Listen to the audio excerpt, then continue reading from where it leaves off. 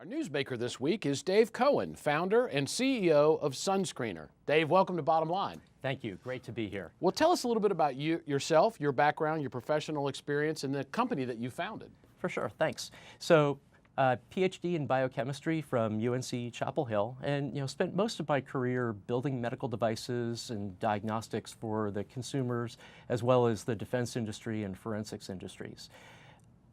In the summer of 2015, a friend of mine, John Meyer, came to me with a product idea. He's a really smart guy in his IT field, but didn't know if it was possible. And at that point, we really didn't know if it was a good idea for this idea of a product where you could actually see sunscreen on your skin. The notion being that if you could see your sunscreen protection, you could actually do a better job protecting yourself. His mom had struggled with skin cancer over the years, and he was a hobbyist photographer, which is where the idea came from. And so, he approached me with the idea. I thought it seemed like a great idea. I was shocked to figure out it had never been done before.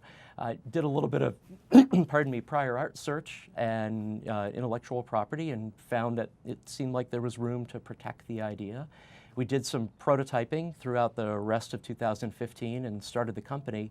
And then to initially test to see if it really was a good idea, what's a fashion nowadays is to run what's called a Kickstarter campaign, a crowdfunding campaign.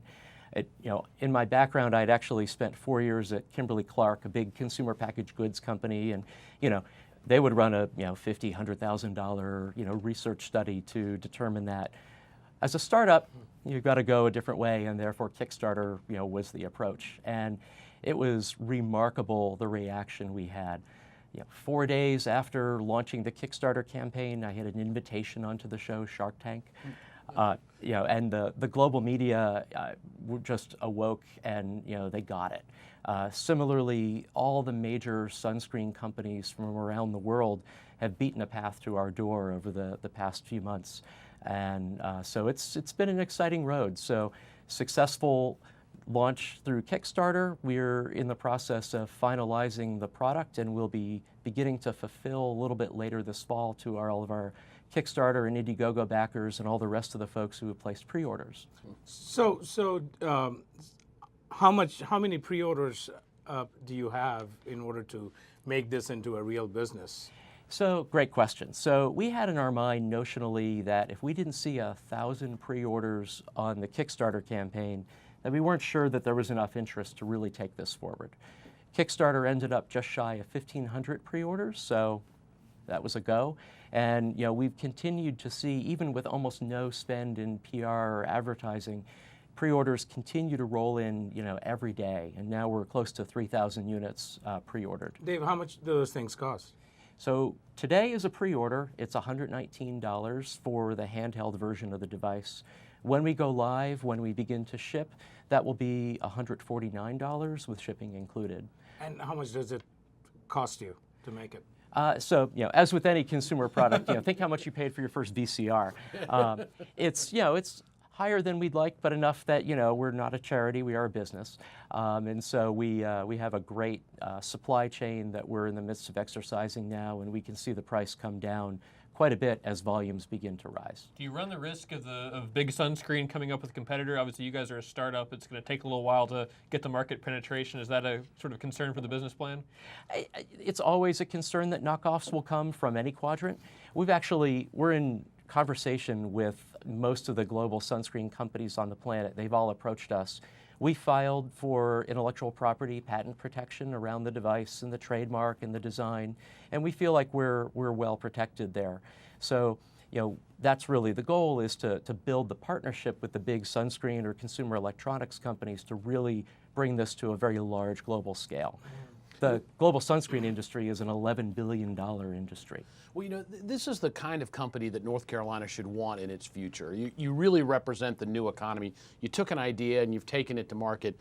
What has your experience been about this being a North Carolina company? Are there things that you'd recommend to elected officials or policymakers that would make it easier for a business to go from the germ of idea to a launch? It's a great question. There's a lot of different aspects to that. Starting with the end, So one of the potential markets for Sunscreener is in summer camps or preschools or even regular schools.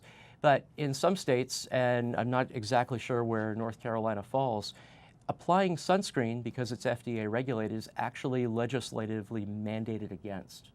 And as we all know, skin cancer is almost 100% preventable.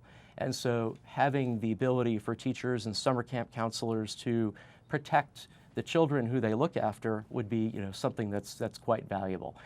As far as building our business here in North Carolina, we've discovered a great network of vendors and expertise locally. And in fact, when we launch the first few sunscreeners, they're going to be manufactured here and not in Asia.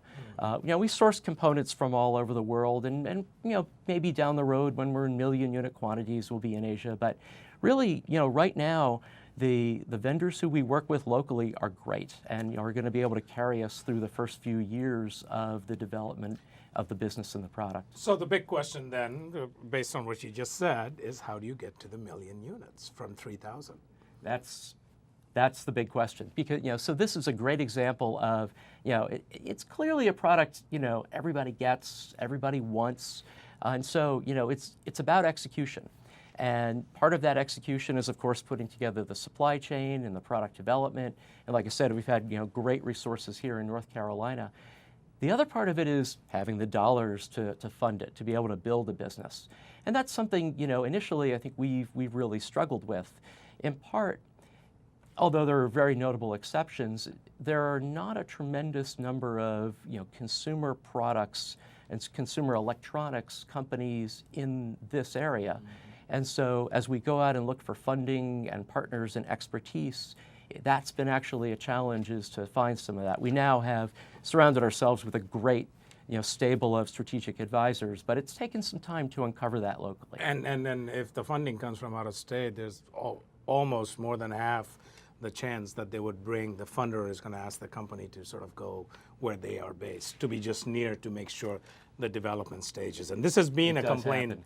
Yes. And it has been this is one thing North Carolina is sort of looking, at different avenues, because the startup capital is very tough here still. Well, there's certainly no shortage of capital. I mean, in the biotech industry and software and some aspects of medical device and electronics, the startup community is thriving and vibrant. Are you raising money? We are. Yes. How much are you raising? So we've just opened up our Series A round. We're looking for $2.5 million, and that gets us to the point where we'll be putting together a firm future partnership with one of these large sunscreen companies. So if tomorrow you decided to have it in Silicon Valley, you think you'll get funded faster? Likely so, unfortunately. Final 10 seconds. What's the next thing coming? Great question. So the initial version of this device is a handheld, fully waterproof, ruggedized version.